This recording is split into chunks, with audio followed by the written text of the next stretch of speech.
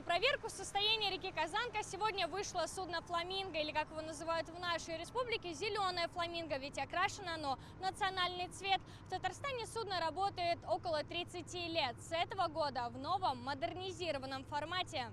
Пускай спусководяное устройство. Впервые на судне тестируют улучшенное спускоподъемное устройство. Оно позволяет забирать пробы воды для проверок быстрее, тем самым не меняя ее состав до лабораторных исследований. После забора воды пробы поступают сразу же сюда, в новую химическую лабораторию. Далее система отправляет их к стойке анализаторов. Здесь воду проверяют по 8 разным показателям.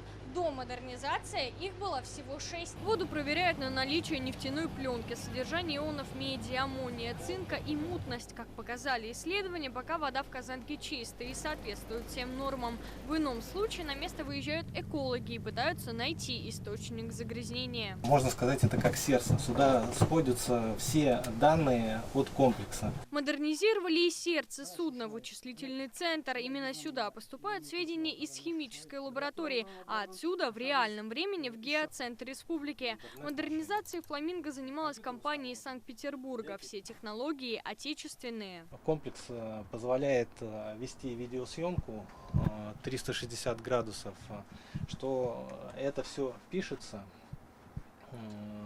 Можно контролировать, какие суда проходят, смотреть, какие загрязнения, если идут показатели какие-то, можем понаблюдать. «Фламинго» появился в Татарстане в 1996 году. Тогда это была сенсация в сфере экологических исследований. Сейчас подобных судов в стране 20. В Татарстане оно будет заниматься мониторингом Волги и Камы. С самого начала задачами для этого судна было исследование и мониторинг Куйбышевского и Нижнекамского водохранилища. Корабль на своем жизненном цикле претерпел уже 2 глубокие модернизации. Одна из них была в 2007 году. Нового «Фламинго» увидеть вживую смогут не только татарстанцы. Судно будет патрулировать акваторию Казанки во время проведения Международного экономического форума «Россия. Исламский мир. Казан. Форум».